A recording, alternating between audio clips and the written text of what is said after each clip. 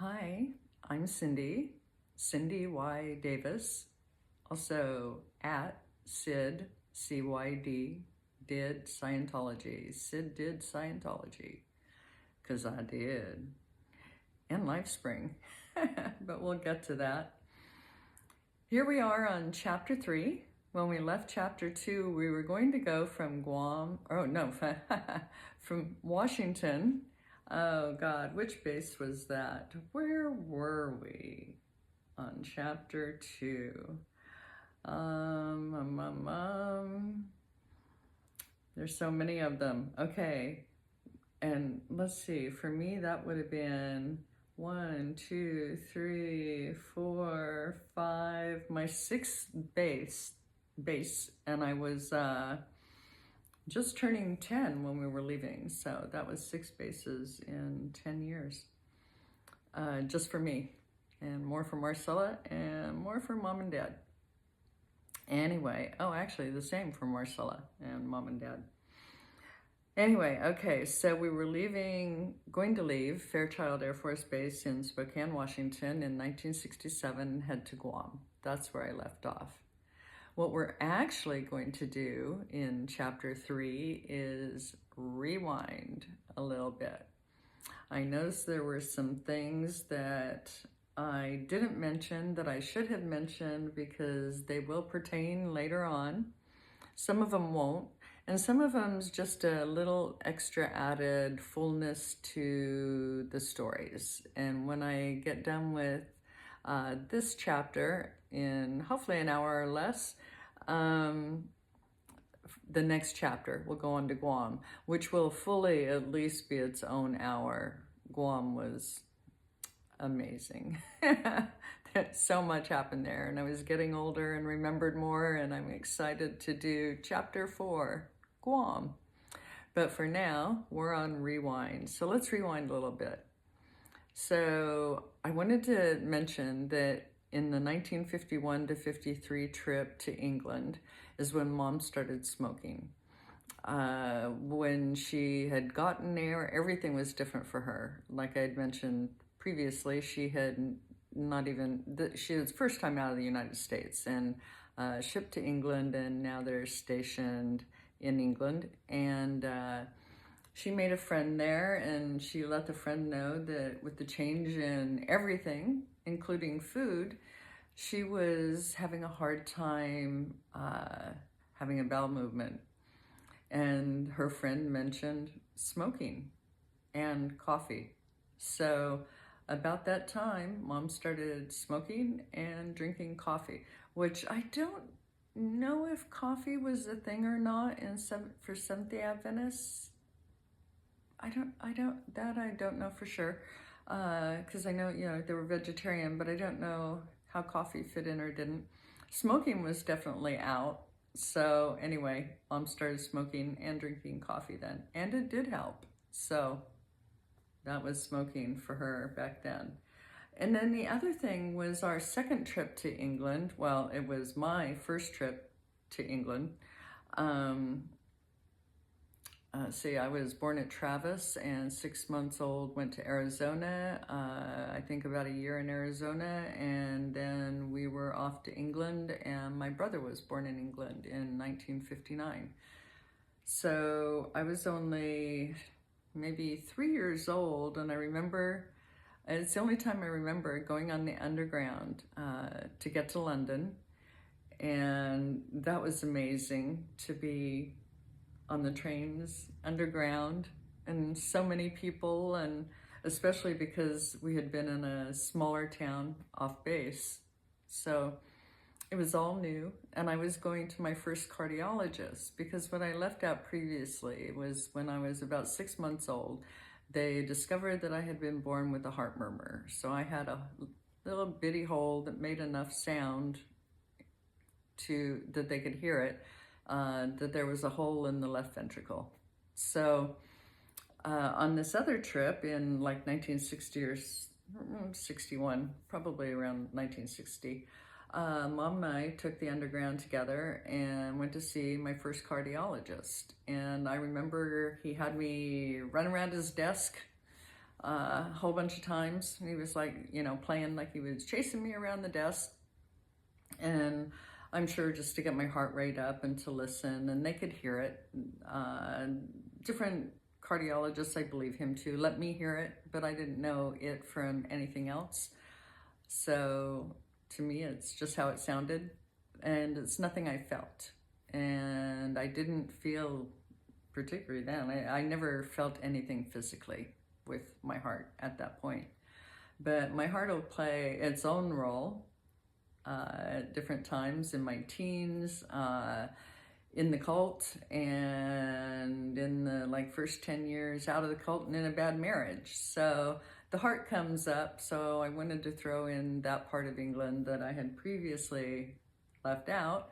Oh, and another thing I had to do is drink barium for all kinds of reasons, and most of them from Guam.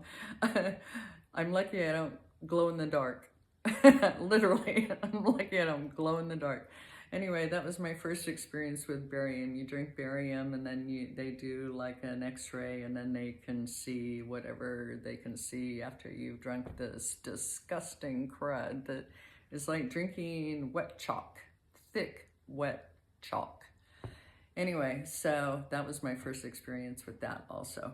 So, yeah, so I think that pretty much takes care of the couple things I had left out about England. So there are a few things about Florida. I don't know if I have these notes even in any particular order. One thing, and this will carry over from place to place, is we never had friends over. Now, interesting enough, that's not something I really thought of until later years, but we never had friends over. Just thought I'd throw that in there. Oh, another thing is I didn't remember what car we had in Florida. I know at some point we had a station wagon. So I'm thinking we had the station wagon and traveled from Florida to Kansas in the station wagon.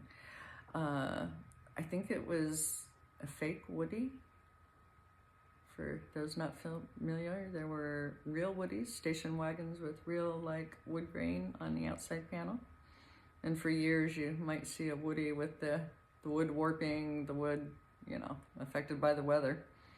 Anyway, another thing from Florida, because I do want to mention the weather in different places. And then traveling, there'll be another thing, because in every place the weather was different, and in every place had its own exciting weather.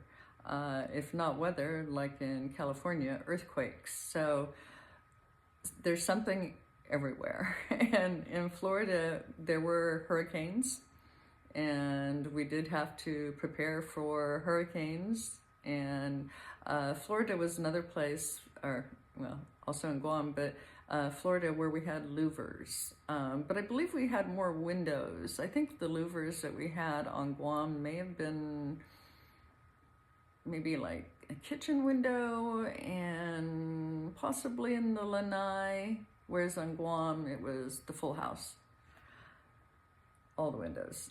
So, okay, so we had hurricanes there, but another thing about the weather there that I've always found interesting, and I've been back to Florida since a few times, is sheet lightning. It's not bolt lightning in the sky like later in Kansas and in Washington.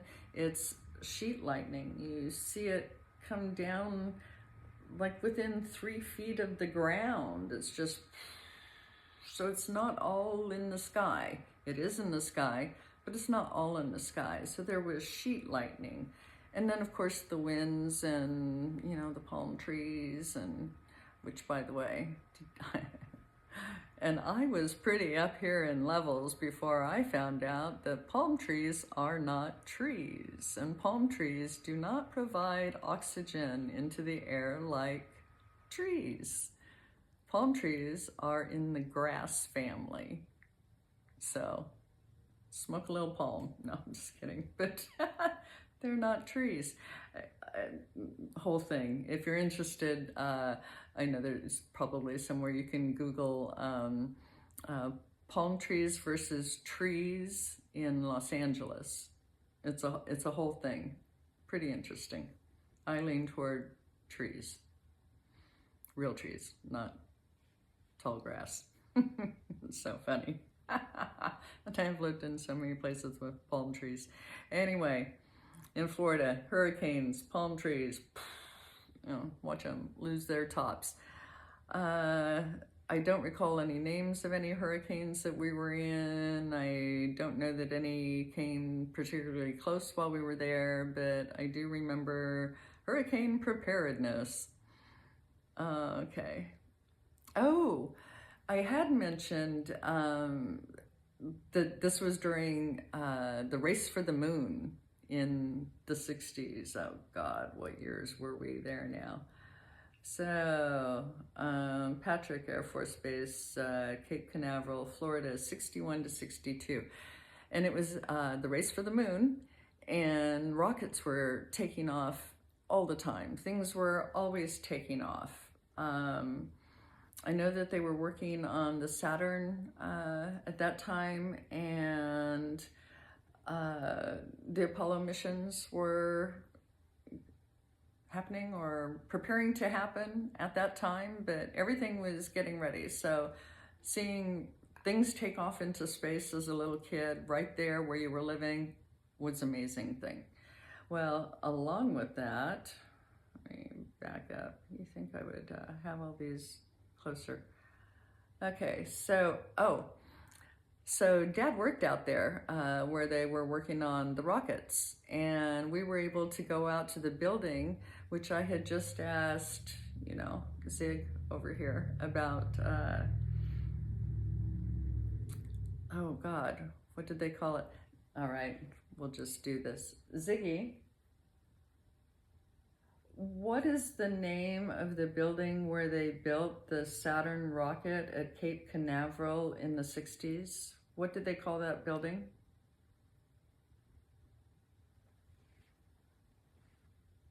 The building you're asking about is the Vehicle Assembly Building, or VOB. So Dad took us out, I think me, Gary, us kids. I don't remember Mom being there. Mom was probably getting a break from 3 kids. But I do remember we went out to that building, and it's tall. It's tall like the rockets. And when we first walked up to it, I remember little kid looking up to see the top of the building and just falling right on my ass. Not the first time I fall on, or first time I remember falling on my ass. Later I fell on my ass in Washington too, but that was a mismaneuver of a ballet move. But anyway, looking up, and it's so tall, it literally fell on my ass. But we were able to go into it and take the elevator to the top, and Dad was saying, this is where I work and stuff, and it's open elevator. So scary and not, you know, you're there with Dad. Exciting for sure. Absolutely, totally exciting to be able to go up where they're working on the Saturn rocket, and yeah, and I believe there were other families and stuff there, so I don't know if it was a bring your family or kids to work day, but it was a thrill, absolute thrill to go into that building, which had just been built, I think, finished in God, when were we there? Did they finish it while we were there? Now that would be interesting.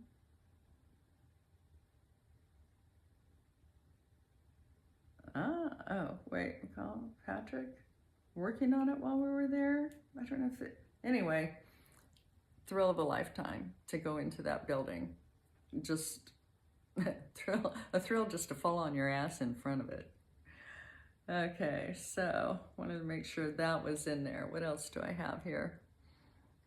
And taking the open elevator to the top where Dad worked, yeah. Okay, so that's what I had for Florida. Next we're on to Kansas.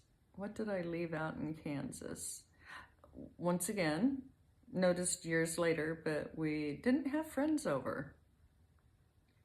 Oh, when we were in Kansas, we got our first and only, and we had it for years, and it traveled light, which was, we were always packing, always moving. So you try and travel light. And we got our aluminum Christmas tree. God, I wish I still had that fucking tree. It, it, it was so cool. Loved it. And then the wheel light that shines up at it, and it's got like red, blue, green, yellow, and in little triangles with this, I don't know, lights were really hot back then, with this hot light behind it. And you couldn't leave it on overnight because you don't want to melt the plastic. You can't put it too close to the aluminum. You can't hang lights on an aluminum tree. But when you hang colored ornaments and stuff and had that light, it was so pretty. God, I totally loved our aluminum Christmas tree. And I do have pictures of that tree and the light and all of us in front of it, along with Farfel, our black standard poodle. So anyway, I couldn't leave that out because we did. We had it there. We had it when we went to Washington. We had it when we went to Guam. I would have to give it some thought if we had it in Nebraska after that. But yeah, our aluminum Christmas tree, it traveled well. And we always had, and I've still always had, did I in Nebraska? Did Donnie and I have a fake tree or a real tree? We may have had a real tree then on the farm. Anyway, getting ahead of myself. Alrighty, so we're in Kansas. We got the aluminum tree. Oh, now Kansas is where, so I'm not sure what Dad did in England on base. And I do have him writing a thing for me on when he got his different stripes, so when his rank changed. And what type of work he did in some of the places I don't remember, like England. But it was aircraft, I believe, but couldn't tell you for sure. And then Saturn's in Florida, but when we got to Kansas, he worked on the Titan warhead, missile warheads, and was pretty much with munitions after that, in different ways, shapes and forms. So yeah, at that time in Kansas, he was working on the Titan missile warheads. They were nuclear warheads, so yeah. I'm not sure if they were like the B-52 bombs though. Some nuclear, some not. Just things I don't know. I know he would know. Things I want to know, because he would know. Anyway, alrighty. Oh, did I leave out on Florida? Hurricanes, looking up, rockets. You know what I left out in Florida? So funny, because I did say once, I can't, don't remember what car we had. And oh, well, I was talking about the station wagon. And I totally left out what I do remember vehicle-wise is he did get this amazing Chevy orange go-kart.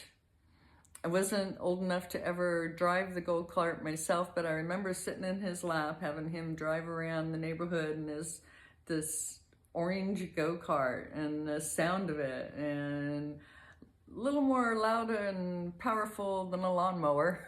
But it was so fun, and I remember different neighbors, you know, the guys always wanting to drive the go-kart, so that was a lot of fun. So I do remember that vehicle. Okay, now we're back in Kansas. And I had mentioned last time that we got a 67 Chevy Impala midnight purple white convertible top in 67. We didn't. We got it in Kansas in 1965. So we did get it new, and it was the first getting new car. And I believe we got it probably sometime before we moved. Dad sold the MG, and we got it and kept the Impala. And that was my first favorite car. And as you'll find out later when we get to Guam, I was incredibly familiar with every little tiny inch of that Impala. which turned out all to be good. So anyway, the pay wasn't, but I liked the job. Anyway, still getting ahead of myself. I'm anxious to get to Guam. Guam was my most favorite place we lived.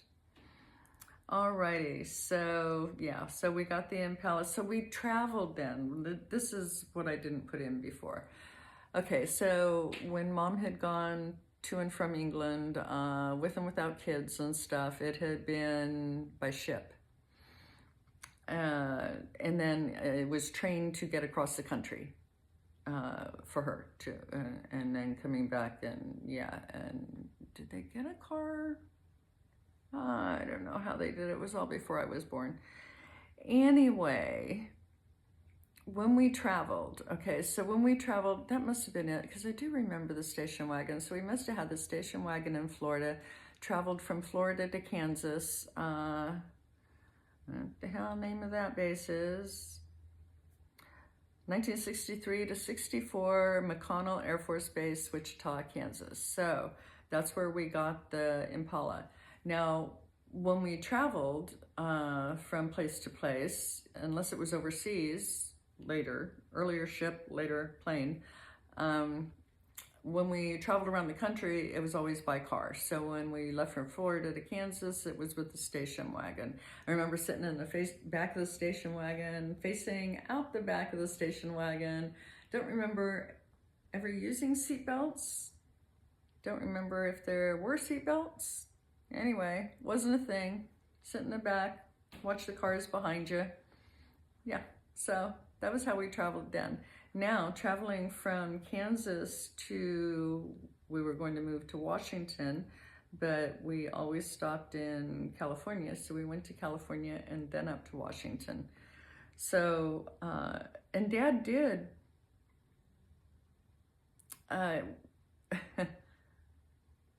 when Dad drives, he doesn't like to take the same route twice. And if he's going some way one way, he's got to go back, he won't go back the same way, he'll go back another way. So when we did travel, we did stop and see things. It would take quite a bit of time to tell you all the places we stopped and saw every time we traveled, because we did a lot of traveling around the country. And then I kept traveling around the country, and then I took Ayla on a trip around the country, and then I took a friend of mine a few years ago on a trip across the country, and so, yeah, so seen a lot of country, but got a lot of that from Dad. So when we traveled, I remember it being fun. I don't know how fun it was for the folks having 3 kids in the car, but I don't remember too much of,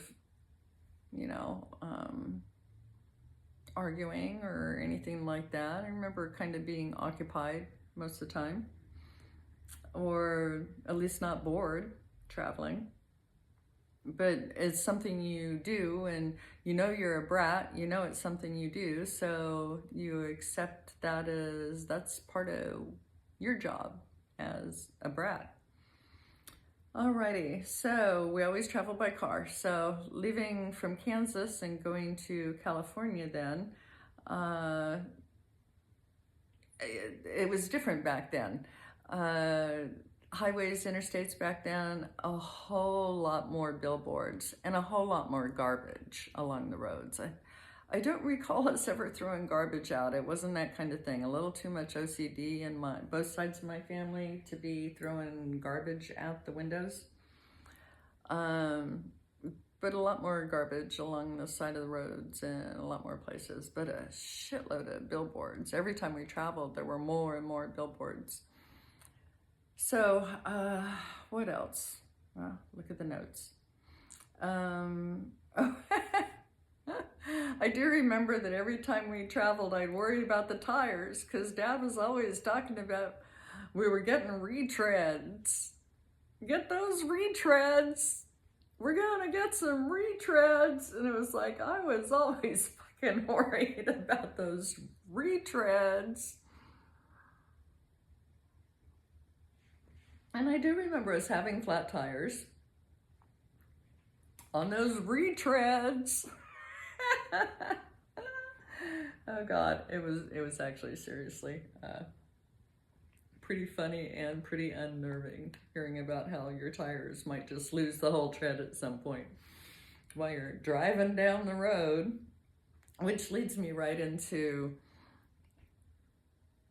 at that time, I didn't really sleep in the car. I was always worried about, usually it was dad driving, sometimes it was mom, but I was always worried about one of them falling asleep while they were driving. And I don't know why, and it didn't happen, but it was always a big concern for me that somebody was going to fall asleep while we were driving. So I didn't sleep much in the car. Alrighty. The retreads. Oh, mom started mom started smoking back in England. Mom smoked in the car. It was one of those times, and yeah, smoked in the car even with the windows rolled up. So the car would be full of smoke.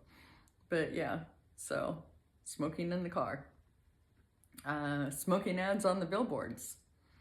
Not wanting to sleep. Oh, this was fun. That's back when I first learned the interstate grid. And some people are not familiar with the interstate grid.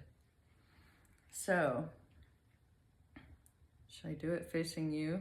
I should. But then it's going to flip around. Well, whatever. How should I do it? I'm going to do it for me so I don't lose track of what I'm doing. How's that? California, New York, or West Coast, East Coast, South, North, West Coast, or is it Highway 1, Interstate 1? There's one. Whoops. Yes, okay, there we go. Okay, from west to east, 1, Highway 1, but then Interstate 5 goes right through. It's about a mile or less from where I am right now. I-5. These are the north and south, actually, south to north running, but they go both directions. South to north running interstates. So, 5, all the way to East Coast, 95. So by 5s, going south, north, north, south, all the way across by 5s. The other grid is, at the bottom, 10. That's the lowest. I-10. I've been on all these so many times. But I'm learning this, we learned this as kids. Or at least I remember learning it as a kid. I-10, 20, up to 90. So 80 is the one I've been on the most. Probably second most would be 10, 20, and 40. So kind of, get you back to California from Florida or the southeast. So anyway, that's the interstate grids.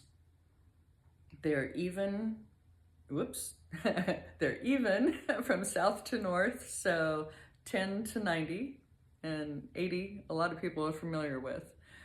And then the other way, they're odds by 5s. So by 10s, by 5s, and that's the grid. So can't get lost. All the signs are, if you know English, all the signs are in English and multiple languages now. Thank goodness. So we got the signs down. Anyway, that was the interstate grid, which was really important when we were traveling as kids. And then, what else did we learn? Oh, so then we also learned, God, did I have it on here? Interstate grids, mile markers. Why don't I have mile markers on there? But we learned mile markers. So if you start at the bottom in the south, in any given state, it'll start at or around 1 or 0, or, in that when you first go into the state from the south going north, and it'll give you every mile of that state all the way through that state. And when you hit the border of the next state, it starts the numbers over again and all the mile markers every mile for that state. So it just continues south to north, 0 up or 1 up. The same thing if you go west to east. They start out, if you start out on the west coast of California, you're going to start out 0, 1, somewhere in there, and you're going to go up all the way across at whichever part of the state you're at, however many miles that is. And when you get to the next state, if it's Nevada, then the numbers will start again at 0 or 1 and increase as you go east. When you're coming back the other way, the numbers reduce. And it's always been great for emergencies, still great for emergencies, even though there's GPS, they still have all the mile markers. So any reason you find yourself out on your feet on the interstate, check for that mile marker. But yeah, so we did learn also mile markers. So the game that we played most in the car traveling was Dad would ask us, how far do you think whatever the hell is? So it could be a mountain, it could be a building, it could be a whatever. We've already got a feel for miles from the mile markers, so we try and guess. And we were never right. Dad was always like way closer than we were. But it was fun to play how far is whatever the hell.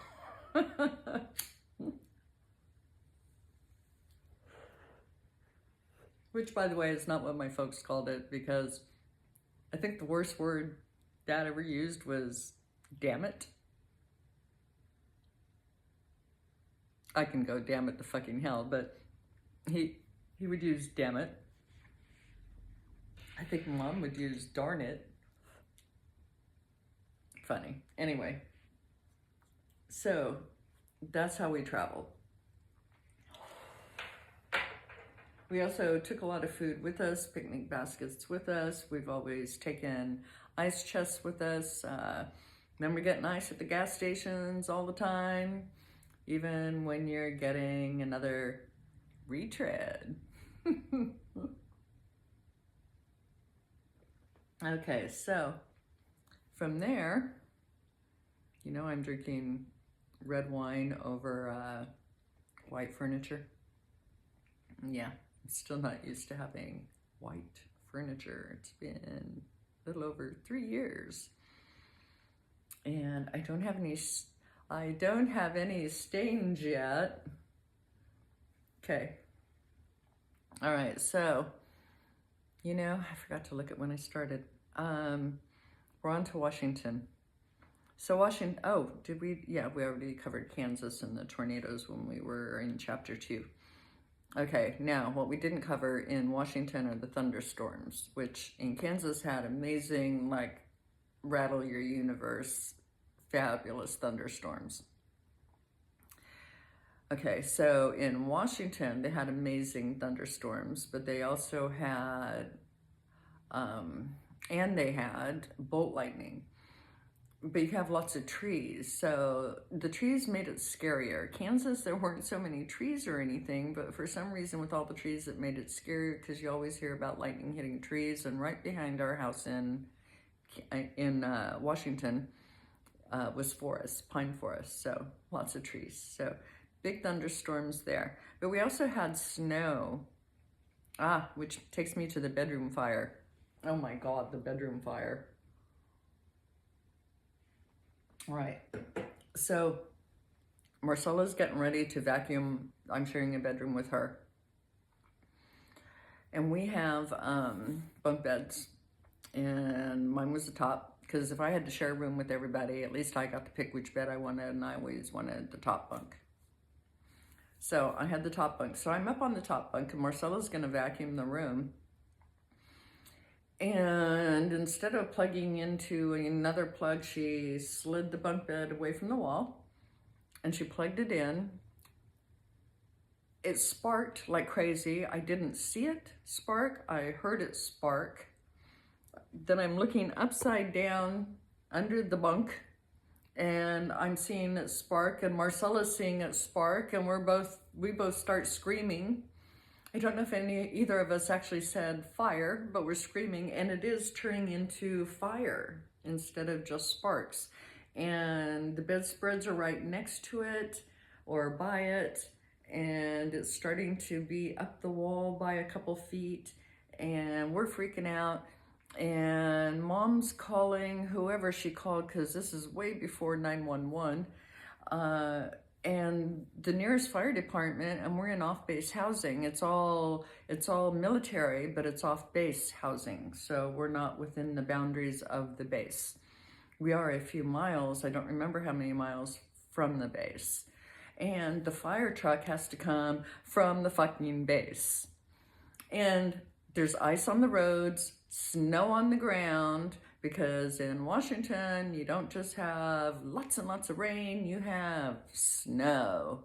So the fire truck comes. We hear finally, and it seems like it's been forever. We're outside. I don't know what Mom has done. We've all are just like, we're just freaking out. And Gary's with us, but he's still little, and we're just freaking out. We are out of the house. I think Mom turned off all the power. When she was on the phone, I think that's what they said, is turn off all the power. Anyway, the fire truck's coming, the fire truck slides across the corner, and we are like the third house down, and the truck slides across and into the yard of the first house on the corner on our side of the street. Does us no fucking good. It is stuck in the yard, in the snow, and the ice of the first house, 1, 2, 3 houses from us. So, shit, man. So, they're calling, Mom's calling to get another fire truck to come. And the next fire truck comes, takes the corner a lot better. It still is coming from a few miles unexpectedly, so it's the same amount of forever time all over again. And the fire truck pulls up in front, and I don't know what all they did when they were on the inside. I just remember Mom saying over and over again, all I could think of is all the wires in the house were burning. And it's not funny. It's funny later. But I could just picture it even then as a kid, which freaked me out even more, is imagining all the wires that are in the walls burning, like fire on all of them. Like a web in the walls burning. Yeah.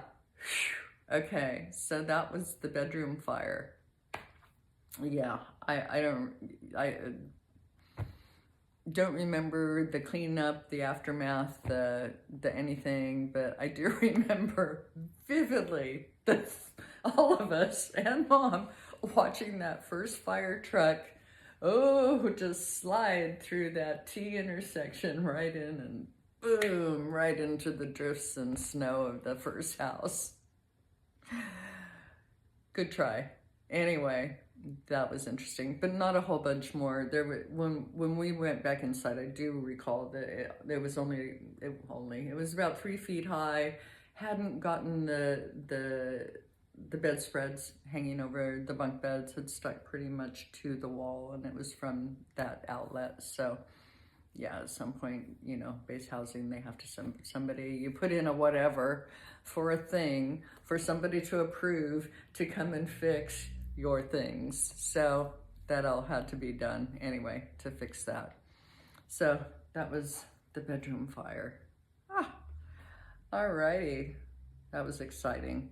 What else? Oh, we did go camping in Idaho, which was fun. We did have people come see us sometimes. My Aunt Lee and, was it her? I don't remember, her husband at the time in Kansas did come see us.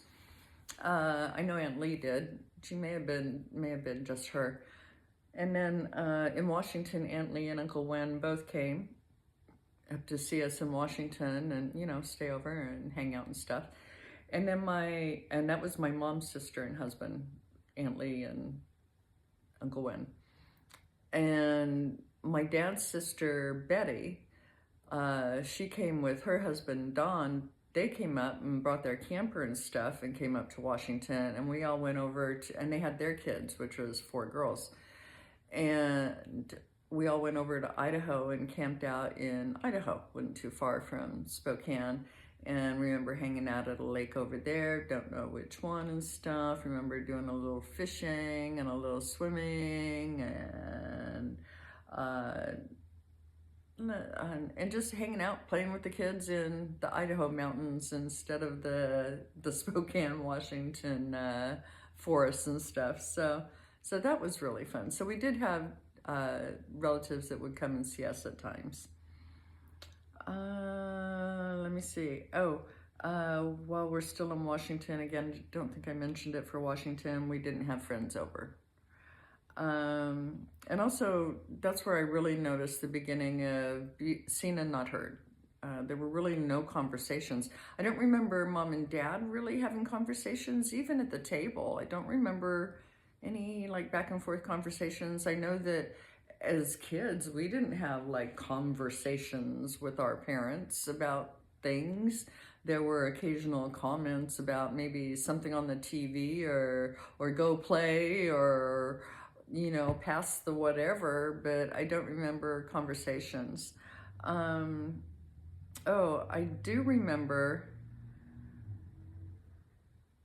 remember at every, starting around then in Washington, and it got to be at every meal, just constantly. Elbows off the table, sit up straight, chew with your mouth shut, all reasonable things. It was just constant, every meal. And you would just try to be that robot at the table.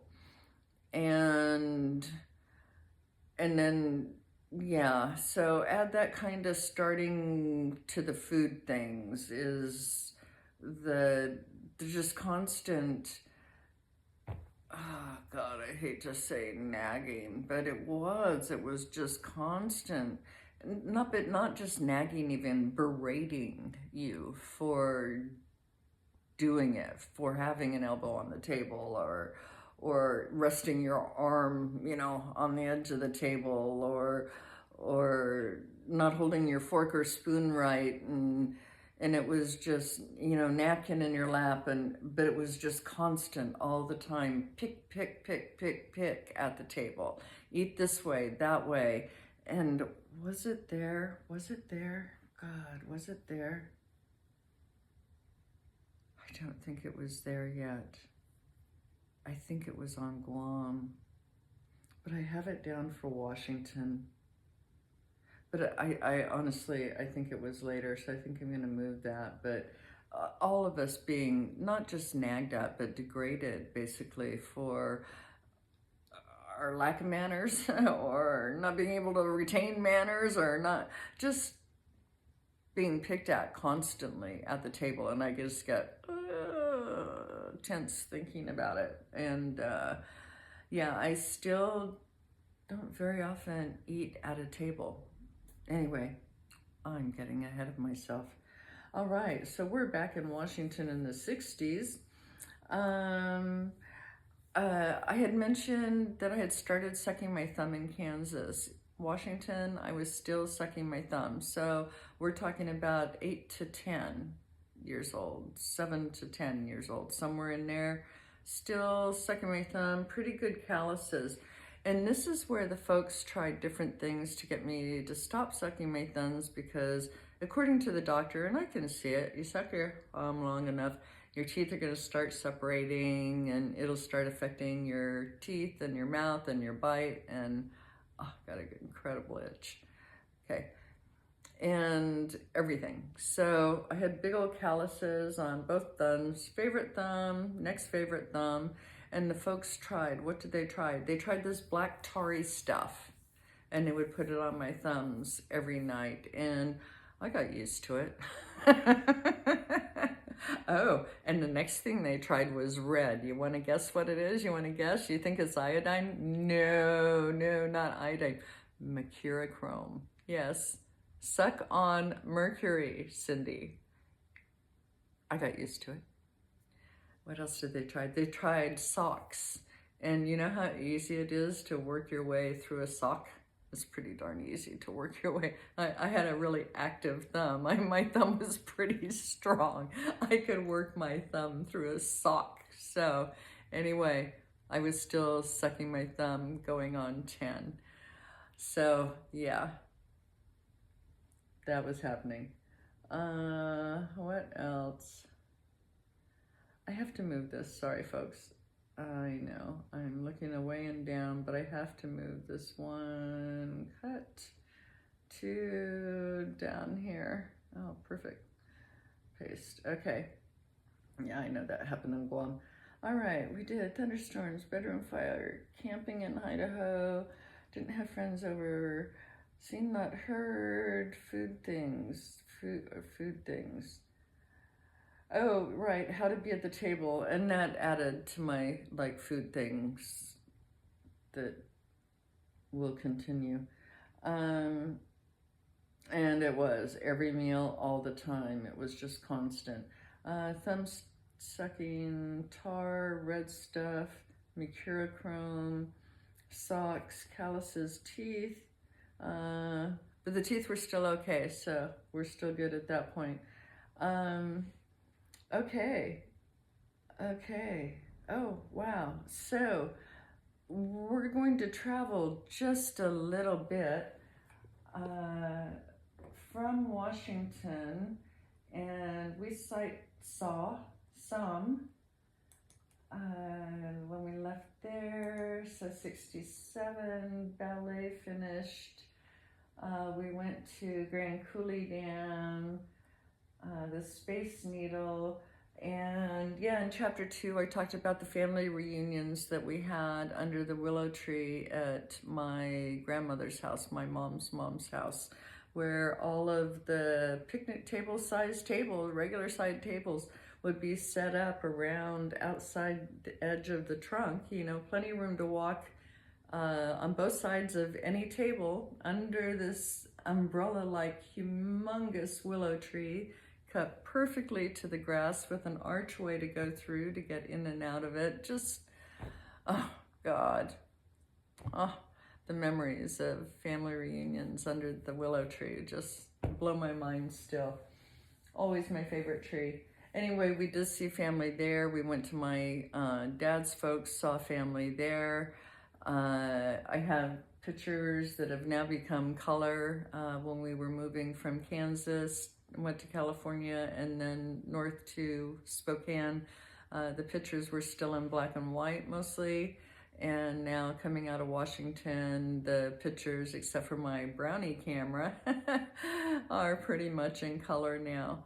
So yeah, so we are traveling next back through to see the folks down in Angwin, and then on to, where did we leave from?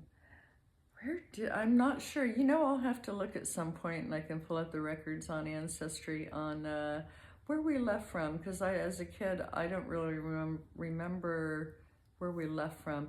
I do remember that trip though, before we went, was that before we went? Let me check real quick. Was it before we went? Maybe it wasn't, no. On the trip back, the first time we really go through Oakland. Anyway, I think that's it. I'm going to pick up next, and we will be refueling in Hawaii from wherever the hell we took off from in California to fly to Guam, and we'll pick up on chapter, what will we be on? 4, which will be Guam. And I think Guam will probably have Japan thrown in it, since we did R&R in Japan in 1968, I think it was. So it'll be Guam, Japan, Guam, at least for the next hour, which is going to be hard to do in an hour, because Guam was, like I said, my favorite place that we ever lived. And it had some bad, so yeah, you know, but each place has had its own bit of bad, And, well, we'll get to that part when we sneak up on that part. So anyway, wow, I can't believe I made it through that. And Guam will be, for the most part, for like 95% of Guam is going to be fucking amazing, because it was Guam and there are so many things. When I was older then, I was like 10 and up then, where I really remembered things clearly and like, you know, was beginning to kind of have a life, kind of, but we'll talk more about that when I get there. Anyway, thanks for being here. Like I said, I'm Cindy Y. Davis at CYDdidScientology. That's CYDdidScientology. And hell, I hope you have fun out there, and I'll see you for chapter 4.